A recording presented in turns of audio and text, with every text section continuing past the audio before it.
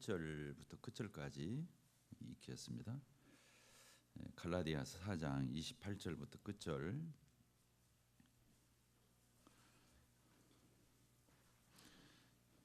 형제들아, 너희는 이삭과 같이 약속의 자녀라. 그러나 그때 육체를 따라 난 자가 성령을 따라 난 자를 박해한 것 같이 이제도 그러하도다. 그러나 성경이 무엇을 말하느냐? 여종과 그 아들을 내쫓으라. 여종의 아들이 자유 있는 여자의 아들과 더불어 유업을 얻지 못하리라 하였느니라. 그런즉 형제들아, 우리는 여종의 자녀가 아니요 자유 있는 여자의 자녀니라. 어제 개인전도 캠프 이렇게 하면서 제가 한 12~13명 이렇게 만난 것 같아요.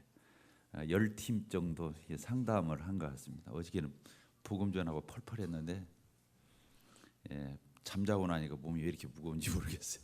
눈도 붓고 그랬습니다. 형제자매들 다들 수고하셨고요. 영혼들이 와서 복음을 듣는 이런 여러 모습들을 바라보면서 기쁨이 있었고요. 무엇보다도 각각의 있는 위치에서 자기 은사를 따라서 협력하고 기도하고 동참하는 우리 형제 자매님들의 전반적인 이런 모습들이 더 이렇게 아름답고 마음에 너무 뿌듯했어요.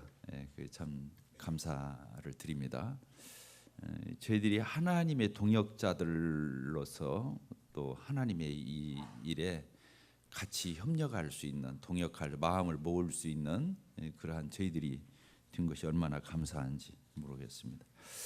오늘은 갈라디아서 지난번에 했던 그 부분을 다시 한번 이렇게 교제를 나누도록 하겠습니다. 오늘은 그 여종과 그 아들을 내쫓으라, 이런 주제로 말씀을 전하도록 하겠습니다. 그 여종과 그 아들, 누구를 얘기하는 겁니까? 아브라함에게 있었던 그 계집종, 사라의 계집종이었지, 애굽 여인 하갈, 그리고 그가 아브라함과 관계에서 태어났던 이스마엘. 그래서 그 하갈과 그 아들인 서자인 이스마엘을 그 집에서 내쫓을 것을 이렇게 말하고 있죠. 이 말씀은 아주 의미심장한 기가 막힌 이런 장면에서 나오는 것이, 갈라디아 교회가 거짓 사도들, 거짓 교사들, 거짓 선생들, 거짓 형제들에 의해서 하나님의 말씀이, 이 복음의 진리가 훼손되었을 때 이들을 절대로 용납하지 말고 그들을 교회 가운데서 내쫓을 것을 이렇게 말하고 있는 것입니다. 그들을 사랑으로 감싸는 것이 아니라 그들이 그 갈라디아 교회 성도들에 의해서 거부되고 거절되고 또 나가야 된다고 하는 이런 부분을 설교하고 있는 것입니다. 바울 사도는 다른 건 몰라도 하나님의 진리의 말씀, 복음이 변질되는 것에 대해서는 그가 두고 보지 못했습니다. 바울 사도는 고린도전서 13장 사랑의 장을 기록하신 분입니다. 성령의 감동에 의해서. 그런데 그 사랑의 사도인 바울 사도가 갈라디아서에서만큼은 이 거짓 사도들, 거짓 선생들, 거짓 형제들에 대해서는 저주를 받아야 된다고 연거푸 선포하고 있습니다. 그것은 바울 사도의 사사로운 어떤 주님 안에서의 사랑이나 애정이나 이런 것들이 부족해서가 아니라 하나님 앞에서 거룩한 사랑을 그가 가지고 있기 때문에 인간적인 사사로운 사랑과 비교해서 이런 걸 희석해서는 안 된다고 하는 그런 선언으로 이렇게 보여집니다. 그래서 갈라디아 교회 성도들에게 그 율법주의에 오염된 이 교리들이 어떤 것인가를 아브라함의 가정을 통해서 예를 들어서 설명하고 있는 거죠. 아브라함을 봐라. 그 가정에 그 가족의 구성원들을 봐라. 아브라함이 하나님 앞에 약속을 얻었지 않느냐. 근데 그 약속대로 아들을 주지 않으니까 하나님의 약속이 성취돼야 되는데 약속했으면 지켜야 될 거 아니겠어요? 하나님께서 약속을 안 지키는 것 같은 거예요. 하나님이 약속을 안 지키시겠어요? 그럼 하나님이 아니시죠. 시건하시는 거니까.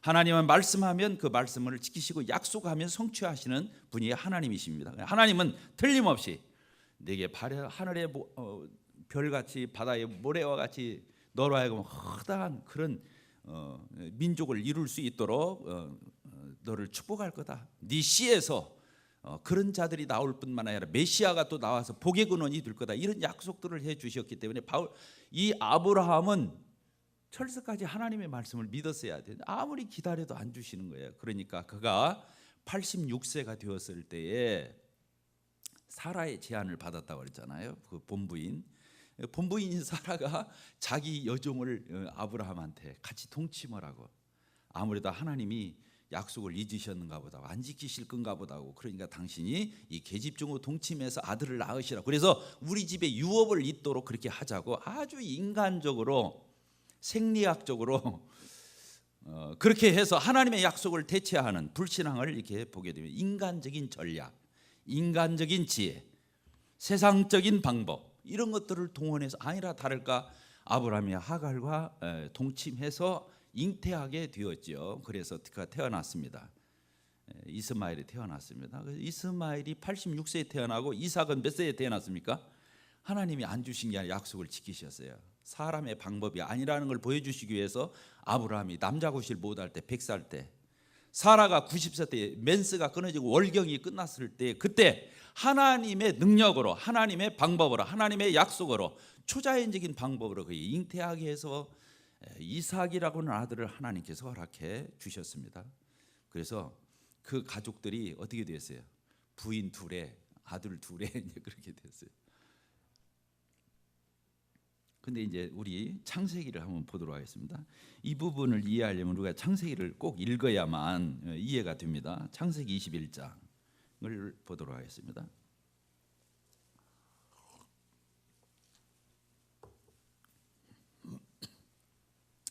창세기 21장 5절입니다.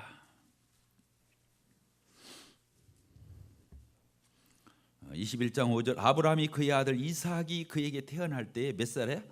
100세라. 사라가 이르되 하나님이 나를 웃게 하시니 듣는 자가 다 나와 함께 뭐라고 그랬어요? 웃으리로다. 또 이르되 사라가 자식들을 젖먹이게 해도 누가 아브라함에게 말하였으리오마는 아브라함이 노경에 내가 아들을 낳았다 하니라. 8절 아주 중요합니다. 아이가 자라매 이제 이삭이 자랐어요. 그래서 젖을 뗄 때가 됐어요. 젖 뗄 때. 이삭이 젖을 떼는 날에 아브라함이 큰 잔치를 베풀어. 이 돌잔치를 1년 됐을 때 하는 게 아니라 여기서는 언제 한다고요? 잔치를 젖 뗄 때. 그게 몇 살쯤 됐겠어요? 이삭이 보통 몇 살에 젖 뗍니까? 그냥 늦둥이들 한 막 7살, 초등학교 갈 때까지 좀 그런데 보통의 경우 한 2-3살 그러죠? 한 3살 정도로 봅시다. 한 3살 정도? 왜 그때 젖 안 떼요? 하여간 3살 때 뗐다 보면은 이스마엘은 몇 살이겠어요? 예? 아까 몇 살 차이라고 그랬어요? 이스마엘을 몇 살에 낳았다고 그랬죠? 86세. 그러니까 이삭하고 이스마엘은 몇 살 차이가 나는 거예요? 14살 차이가 나는 거예요. 그러면 이삭이 3살이면 이스마엘은 몇 살이에요? 가령 예를 들면은 이삭이 젖될 때 3살쯤 되었다고 가정할 때 이스마엘은 17살 이렇게 된 거예요. 17, 8세. 이게 한 중학교에서 고등학교로 넘어가는 이 정도 수준이 된 거예요. 이스마엘은. 근데 이삭은 14살 아래이기 때문에 이제 막 젖을 떼고 어린 애기죠. 그러니까 잔치를 막 거창 100살에 난 아들 젖 떼는 날에 사라가 90살 먹은 할머니가 젖을 먹였다고 누가 말할 수 있겠는데, 근데 이루어졌어요. 젖을 떼는 날 너무 아이가 옛날에는 일찍 죽었잖아요. 젖 떼기 전에 죽은 아이들이 많아요. 젖 떼는 날 이 아이는 이제 고비를 넘긴 거예요. 그러니까 너무 하나님 앞에 감사하고 이 아이가 건강하게 자란 것이 너무 감사하니까 큰 잔치를 베풀었다고. 그래서 사람들이 막 모여들어가지고 잔치를 하느라고 정신이 없어요. 정작 누구 잔치인데? 이삭 잔치인데 이삭은 한쪽 구석에 뭐 하는지 모르고 잔치이라고 정신이 손님 대접하니라고. 근데 사라가, 엄마는 참 신기한 거잖아요. 정신없이 뭔 일을 하다가도 어디에 신경이 쓰여요? 엄마는 애기에게 신경이 쓰이잖아요. 크게 애기하고 놀다가도 어느새 자기 애기가 깨서 응애하면은 애기 엄마는 막 달려가요. 근데 이 사라도 그랬던 것 같아요. 잔치를 벌이고 이렇게 하는 중에 정신이 없이 그렇게 돌아가는 판국인데 누구한테 눈을 돌려본 거예요? 애감이 이상한 거예요. 그래서 이삭 있는 데를 이렇게 쳐다보니까 이스마엘이 17, 18살 먹은 이스마엘이 자기 애기, 저 때는 이 돌잔치 날 이삭을 가지고 노는 거예요. 중고등학생이 이제 갓난 애기, 저 때는 애기를 가지고 마음대로, 여기는 안 써있지만 주먹질도 하고 군밤도 주고 뺨도 때리고 얼렀다가 던졌다가 막 가지고 장난감이야 보니까. 그러니까 사라가 그 장면을 봤어요. 잔치하다가 말고 이렇게 보니까 누가 계집종의 하갈의 아들인 이스마엘이 자기 아들, 본부인의 아들 이삭을 완전히, 성경에서는 뭐라면 여기 보십시다. 이 성경을 보니까 8절 9절을 10절을 읽겠습니다. 아이가 자라매 젖을 떼고 이삭이 젖을 떼는 날에 아브라함이 큰 잔치를 베풀어 사라가 본즉 아브라함의 아들 애굽 여인 하갈의 아들이 이스마엘이 이삭을 뭐 했다고 그랬어요? 놀리는지라. 옛날 성경에는 희롱하는지라 이렇게 써 있어요. 가지고 마음대로 노는 거예요. 서자가, 아무 자격도 없는 친구가, 계집종의 아들이고 노예인 자가 분집안의 아들을 가지고 이렇게 하는 걸 본 거예요. 깜짝 놀라니까 사라가 뭐라고 그랬어요? 여기 보니까. 그래서 아브라함을 급히 잔치하다 말고 아브라함을 불러서 10절에 그렇게 써 있죠. 같이 읽읍시다. 시작. 그가 사라가 아브라함에게 이르되 이 여종과 그 아들 이스마엘을 어떻게 하라? 내쫓으라. 이 종의 아들은 이스마엘은 내 아들 이삭과 함께 기업을 얻지 못하라. 이 집안의 상속자가 될 수도 없고 같이 동거할 수도 없고 같이 아버지 아브라함의 이런 유산들을 같이 향유할 수 없다고. 이 여자와 이 아들, 계집종의 아들을 내쫓으라고. 아브라함이 바로 쫓았어요, 안 쫓았어요? 이제 갈등이 된 거예요. 고민이 된 거예요. 아무리 계집종이라 할지라도 그 종의 아들이라 할지라도 자기 아들이잖아요. 그러니까 망설이고 있는 거예요. 고민하고. 하나님께서 아브라함을 불렀어요. 아브라함아, 그러지 말고 사라가 시키는 대로 그 계집종과 그 아들 이스마엘을 내쫓아라. 이렇게 했어. 그 다음 절에 그렇게 써 있어요. 몇 절에 써 있습니까? 11절, 12절에 써 있어요. 아브라함이 그의 아들로 말미암아 그 일이 매우 근심이 되었더니, 그 계집종과 그 이스마엘을 내어 쫓는 것이 너무 근심이 된 거예요. 갈등해서. 그러니까 12절, 하나님이 아브라함에게 이르시되 네 아이나 네 여종으로 말미암아 근심하지 말고 사라가 내게 이른 말을 다 듣고 그대로 해라. 이삭에게서 나는 자라에 내 씨라 부를 거야. 이삭과 이삭에게서 태어나는 자가 네 씨지, 저 하갈과 하갈에게서 태어난 이스마엘과 이스마엘의 후손이 네 씨가 될 수 없다. 같이 유업을, 상속자를, 그 가문을 이어받을 수 없다. 내쫓아라. 사라가 시킨 대로 해라. 그래서 아브라함이 근심을 하고 걱정을 하고 고뇌를 하다가 하나님의 음성을 듣고 그렇게 내어 쫓는 이런 장면이 나옵니다.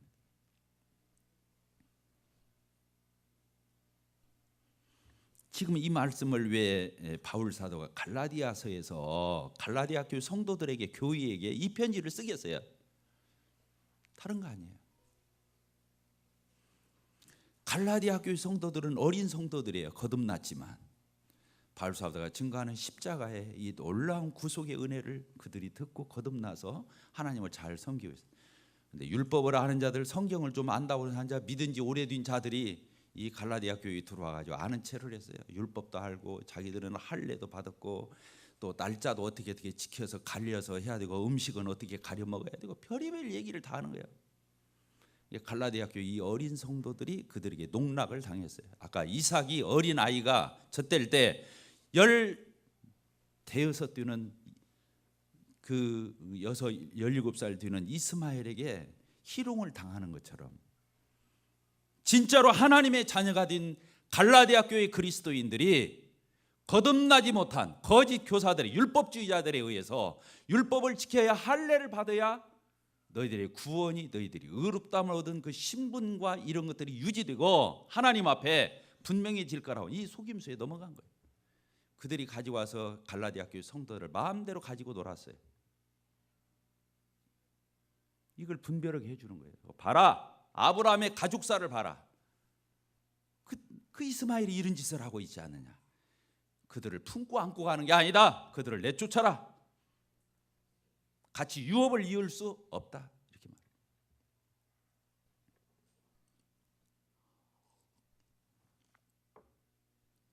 저는 이 갈라디아 교회에 바울 사도가 이런 편지를 쓴 것은 굉장히 강경한 어조죠.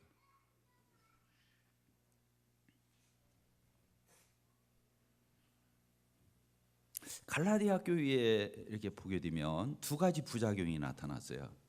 첫째는 율법주의에 의해서 아까 할례 받고 유대교의 전통을 다 지키는, 구약으로 다시 돌아간 유대교적인 현상을 나타내는, 기독교가 아니라 유대교가 되어가는 이런 현상을 이 갈라디아 교회에서는 볼 수 있어요. 원리주의자들, 원칙주의자들, 흑백을 가리는 자들. 율법은 그런 거잖아요. 하라 하지 마라.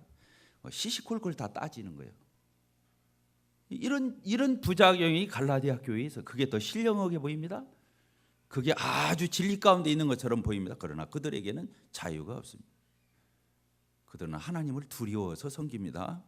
못하면 하나님한테 저주받고 심판받고, 잘하면 인정받고 의롭게 되고, 이렇게 생각하는 자들이 율법주의자인 거죠. 안심을 할 수가 없어요.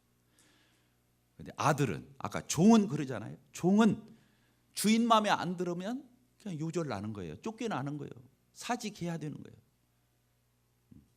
파면 당하는 거잖아요. 근데 아들은 그래야 안 그래요? 아들은 안 그래요. 때로는 출근 좀 늦게 해도, 때로는 퇴근도 좀 빨리 해도. 근데 그 아들이 멋대로 사는 게 아니야. 그 아들은 두려워서 직장 생활하는 게 아니라 또 그 직장에 무슨 일이 있을 적에는 맨날 며칠 밤을 새가면서 일을 하기도 하고, 다른 사람은 출퇴근 시간이 있지만 아들은 그거 아니잖아요. 불철주야 일하면서 자기의 모든 걸 쏟아놓죠. 사장이 두려워서가 아니라 아버지 재산이고 그것이 결국에 자기 것이 될 것이기 때문에 그렇게 근무합니다. 직원이냐 아들이냐는 큰 차이가 있죠. 영원한 평행선이죠. 그리고 직원은 봉급을 위해서 일하죠. 돈을 위해서, 페이를 위해서. 내가 일했으니까 달라는 거죠. 그러나 아들은 그게 아니에요. 계산하지 않아요. 원 없이 일하고도 봉급 안 줘도 뭐라고 안 해요. 왜? 다 자기 거 될 거니까. 상속받을 거니까. 유업이 자기 거니까 그렇게 하는 거예요. 그러니까 아들과 종과 주인과 직원과의 차이는 이렇게 평행선인 거다. 그 말이에요. 율법주의자들은 마치 그와 같다, 이런 의미를 여기서 말하고 있습니다. 그래서 율법주의에 빠지면 두 가지 양상이 드러나요. 원리주의자가 되는 거예요. 이만큼 했으니까 이렇게 달라. 기브 앤드 테이크가 되는 거예요. 억지로 하는 거예요. 마지못해서 하는 거예요. 두려워서 하는 거예요. 종과 같다 그렇게 표현하는 거예요. 계집종, 그 종의 아들인 이스마엘을 종으로 표현하는 거예요. 종이 뭐예요? 슬레이브. 자유가 없는 거예요. 첫째, 자기 마음대로 하나도 할 수 없어요. 두려워서죠. 쫓겨날까 봐 하죠. 아들은 그게 아니에요. 아들은 무한히 하는 거예요. 앉는 게 아니라 멋대로 사는 게 아들이 아니에요. 아들은 무한히 할 수 있는 거예요. 왜? 자기가 오너니까. 구원받은 그리스도인이, 은혜 가운데 있는 그리스도인이 멋대로 산다. 그건 은혜를 제대로 알지 못한 거예요. 그건 아들의 신분인 걸 망각한 거예요. 은혜는 율법을 능가하는 거예요.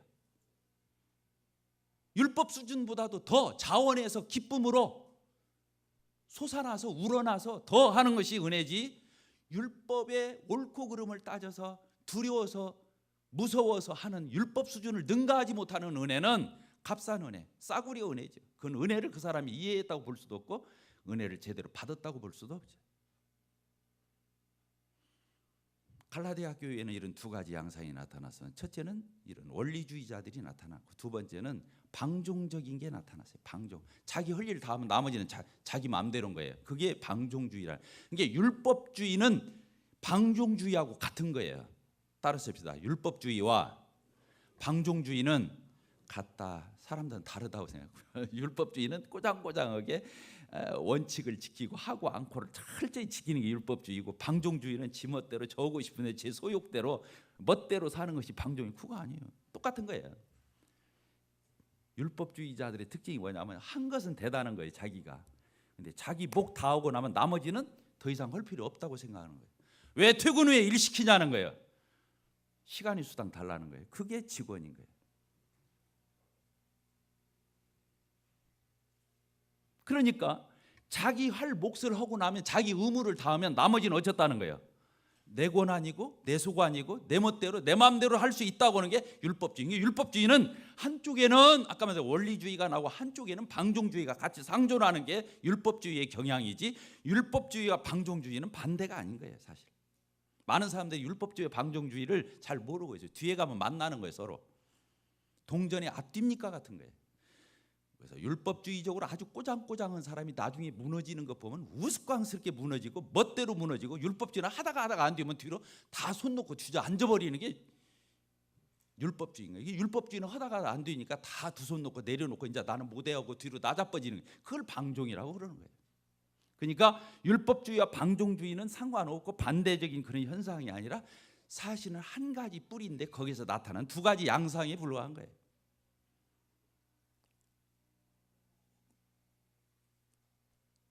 갈라디아 교회 성도들이요, 이런 두 가지 양상을 다 나타냈어요. 아까 거짓 교사들에 의해서 아까 율법 지키고 할례 받고 날짜 지키고 음식 가려먹고 하여튼 막 골고루 따질 것도 많고 지킬 것도 많고 이렇게 율법주의로 돌아가요. 은혜를 망각했어요. 복음을 잊어먹었어요. 또 한 가지는 그렇게 쓰면 이 육체적인 것들이, 육신적인 것들, 타락상들이 덜 나와들 거 아니겠어요? 방종적인 현상이. 그런데 그렇지 않아요. 이 갈라디아서를 보면 율법에 의한 딱딱한 것보다도 더 경계하는 게 뭐냐면 방종적인 걸 더 경계하고 있다는 거예요. 갈라디아서를 연구해 보면 그래요. 여기 보니까 그게 뭐냐면 육체를 따라 놨다는 말 자체가 그걸 나타내고 있는 거예요. 육체를 따라 놨다 이 말은 뭐예요? 육체에서 시키는 대로 한다 그 말이에요. 자기 육체에서 나오는 것들 뭐예요? 성욕, 식욕, 뭐 탐욕, 뭐 명예욕, 뭐 이런 것들이 다 육체에서 나오는 게, 육체는 사실은 그런 방종적이고 쾌락적인 것들을 다 내포하고 있는 개념이거든요. 그러니까 육체를 따르는, 아브라함이 하나님의 약속을 따라서 믿음으로 신뢰해서 이삭을 얻는 것이 아니라 때가 되어도 하나님이 안 주시니까 인간적인 방법을 동원해서 그럴듯하게 동침해서 인간의 생리학적 방법으로 자기 아들을 만들어내는 인위적 방법을 가리켜서 율법주의라고 그러는 거예요. 육체를 따르는 거예요. 어렵습니까? 그래서 이 갈라디아서를 보게 되면 정말로 사람이 나중에 가서는 처음에 시작하면 율법주의인데 왜 이 사람들이 이렇게 살았을까, 이런 것들이 많이 나와요. 한번 읽어봅시다. 우리 갈라디아서 5장 한번 봅시다. 갈라디아서 5장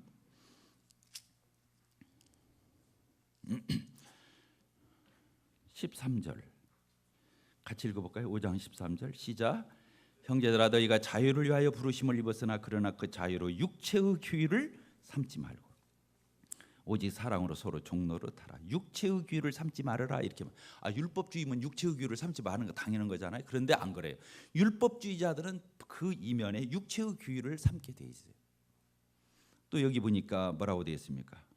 15절 같이 읽겠습니다. 시작. 만일 서로 물고 먹으면 피차 멸망할까 조심하라 이렇게 되어 있어요. 갈라디아 교회는 율법주의니까 얼마나 꼬장꼬장하게 경우 따져가지고 상식 따져서 양심 따져서 도리 따져서 얼마나 서로 물고 먹는 일을 안 했겠어요. 반칙을 안 할 거 아니에요. 법을 따지니까, 법을 지키고 룰을 지키니까 그런 일이 없어야 되는데 갈라디아 교회는 뭐가 만연했냐면 여기 보니까 서로 물고 먹는 짓들을 했다는 거예요. 서로 판단하고 은근히 자기 패거리 만들고 자기 가까운 사람 만들고 아닌 사람은 예의로 제위시키고 가까운 사람들끼리는 치는 척하고 자기하고 조금이라도 먼 듯 하면 써먹써먹하고, 교회가 그랬단 말이에요. 갈라디아 교회가 그런 거예요. 이게 서로 물고 먹은 거예요. 내 편 네 편 따지기 시작한 거예요. 법을 지키는 사람들이 그랬단 말이에요. 법을 지키는 사람일수록 더 타락하는 거예요. 우리나라 법조인들을 보세요. 얼마나 타락하는지. 가르치는 사람일수록 더 타락하는 거예요. 더 고등적으로. 여기 보니까 갈라디아 교회는 이렇게 했어요. 육신적으로 했어요. 그리고 그 다음에 뭐라고 바울 사도가 율법주의 딱딱해지는 것만 경계한 게 아니라 육체적으로 흐르는 걸 경계하는 말이 16절에 또 써 있어요. 내가 이르노니 너희는 성령을 따라 행하라. 그리하면 육체의 욕심을 이루자. 육체의 욕심을 이루지 않게 되는 방법은 율법 지켜서 되는 게 아니라는 거예요.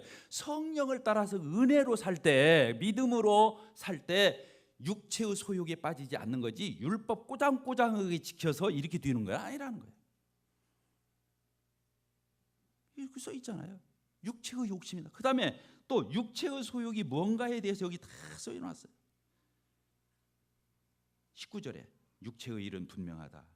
율법주의자는 또 다른 육체의 사람들이거든요. 육체의 일은 분명하고 음행, 더러운 거, 호색, 우상숭배, 주술, 원수 맺는 것, 분쟁, 시기, 분냄, 당짓는 것, 분열, 이단, 투기와 술취함과 방탕함과 또 그와 같은 것들이라.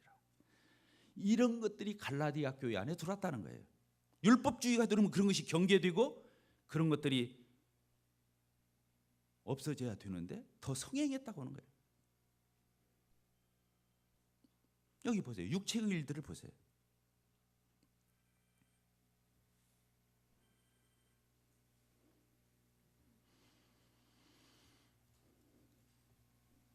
그러면서 성령으로 이렇게 대조를 하는 것을 보게 됩니다. 성령을 대조로 보는 22절에 보게 된 게 성령의 열매는 바로 이런 것들이다. 이런 것들이다. 그러면서 24절 같이 읽겠습니다. 시작. 그리스도 예수의 사람들은 육체와 함께 그 욕심과 탐심을 십자가에 못 박았느니라. 이렇게 나와 있어요. 그리스도인들은 이미 예수님을 영접할 때 예수님 십자가에 죽으실 때 같이 죽었고 그가 장사할 때 같이 장사되었고 예수님 부활할 때 같이 부활했기 때문에 육체와 예전에 아담 안에서의 그런 정과 욕심을 이미 십자가에 못 박은 자들이기 때문에 계속 그 원리 가운데 머물러서 그런 삶을 살 수가 없다 그렇게 말을. 그런데 너희들이 거짓 교사들에게 빠져서 다시 그런 삶으로 돌아갔다고 하는 거예요. 그러면서 마지막 절에 5장 마지막 절에 대단한 말씀을 또 합니다. 25절 26절 같이 읽겠습니다. 만일 우리가 성령으로 살면 성령으로 행할지니 헛된 영광을 구하여. 율법주의에 빠지면 헛된 영광을 구합니다. 헛된 영광. 그리고 나서 서로 노엽게 하고 서로 투기하게 되어 있습니다. 이게 다 육체적인 소욕에서 나오는 것들이에요.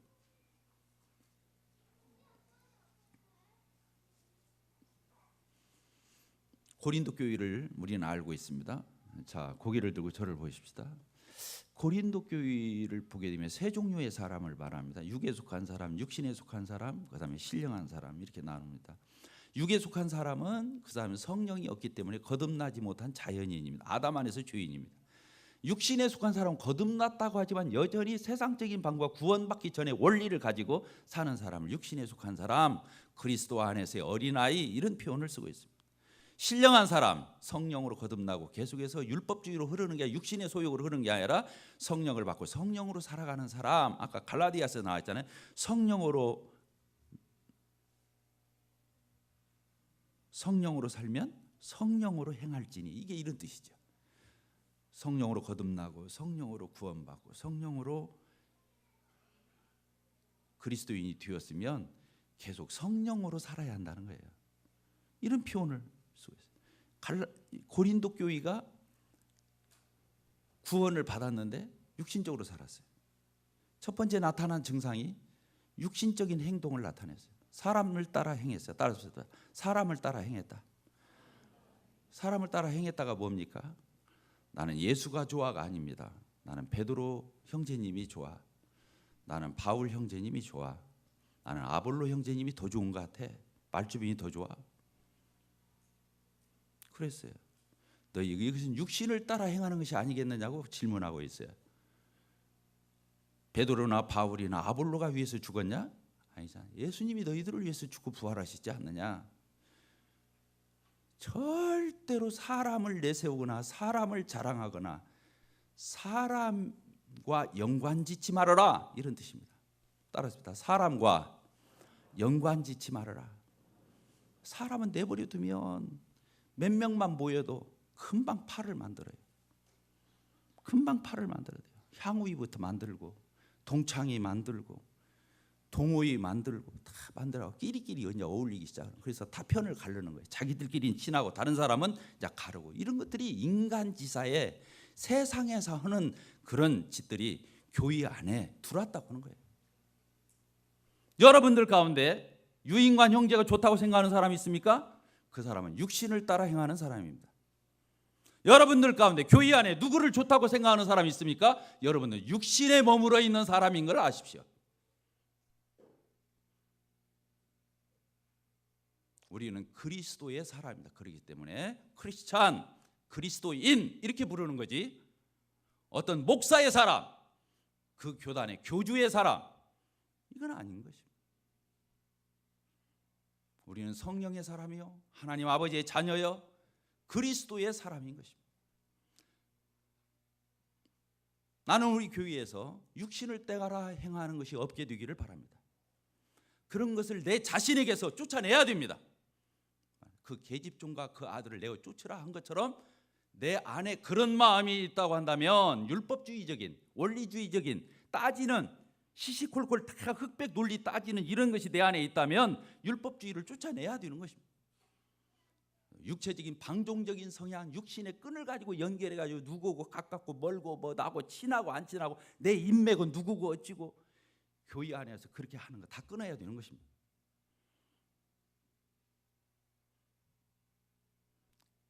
교회 안에서 그런 것들이 엮어지면 그리스도의 사랑이 아닌 것입니다. 우리 가운데는 더 먼 사람도 더 가까운 사람도 없어야 되는 것입니다. 나와 어떤 지체와의 관계, 주님이 끼어 있어야 되는 것입니다. 성령이 우리들 가운데 계셔야 되는 것입니다. 우리가 사람과 사람끼리 맞으려면 교회 밖에서 하십시오.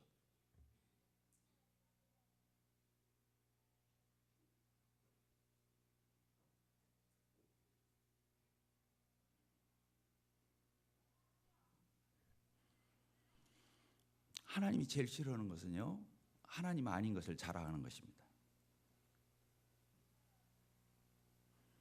고린도전서를 보고 마치도록 하겠습니다. 고린도전서 2장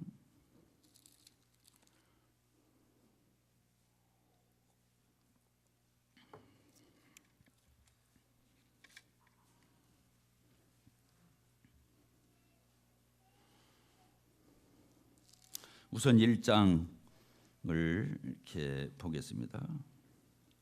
26절입니다. 형제다, 너희의 부르심을 보라.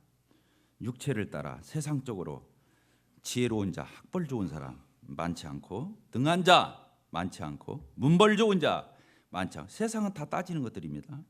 교회는 그런 곳이 아닙니다. 그래서 하나님이 사람 자랑하지 못하게 하려고 하나님께서 세상에 미련하기 짝이 없는 자들, 그래서 세상에서 똑똑한 사람 부끄럽게 하고, 세상에서 약한 사람들 우리 택해가지고 강한 사람 부끄럽게 만들고, 세상에 천하고 멸시받고 없는 사람들 택해서 있다고 생각하는 사람을 폐하려고 우리를 그렇게 불렀습니다. 29절 읽겠습니다. 시작. 이는 아무 육체도 하나님 앞에서 자랑하지 못하게 하려 함이라. 교회에서는 어떤 방법으로도 사람을 내세우거나 사람을 지지하거나 사람을 밝히거나 사람을 앞세우거나, 여기는 계파를, 정치를 보셔요. 이번에 죽고 살기로 싸매요. 어느 계파 사람들이 다 탈락됐다, 공천에서. 그 계파의 계주라고 그래야 뭐라고 해야 돼요. 그 사람이 막 화가 나가지고 자기 밑에 사람들 다 잘랐다고, 공천 안 해줬다고. 교회는 그런 것이 아닙니다. 뭔 말 아시겠죠? 저희 가족들이 우리 교회에 많습니다. 저와 교회에 들어와서 유인관 형제가 형이다, 오빠다, 삼촌이다, 큰아빠다, 유삼촌이다, 큰일 납니다. 교회는 그런 것 따지는 곳이 아닙니다. 여기는 주님 때문에 온 곳입니다. 우리는 더 이상의 혈육에, 이것은 가족들 모임이 있을 때 밖에서 집안 어떤 모임, 그때는 그것이 무시해서는 안 되니까 거기 가서 하는 것이지, 교회 와서는 그런 거 생각도 하지 말아야 됩니다. 우리 먼 조카가 무슨 일이 있으니까 유인관 형제님이 조카라고 하면서 나한테 따지더라니까. 그 사람이 나하고 뭔 상관이 있어, 교회에서. 뭔 말 아시겠습니까?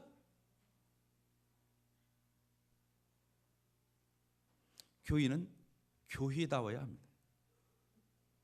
여기는 하나님 아버지께서, 우리를 위해서 죽으시고 부활하신 그리스도께서 우리 가운데 통치하시고 임재하셔서 그분의 나라의 모든 것들을 경영하시는 성령님께 이 교회의 모든 주권과 통치권이 그분에게 있는 거지, 어떤 것도 그 자리를 대신할 수 있는 사람이나 어떤 그런 건지가 있을 수 없습니다. 내 안에 그런 것이 있다면 부끄러움을 알아야 됩니다. 또 그렇게 서로 가까워지려고 하는 사람이 있으면 그 사람에게 부끄러움을 줘야 되는 것입니다.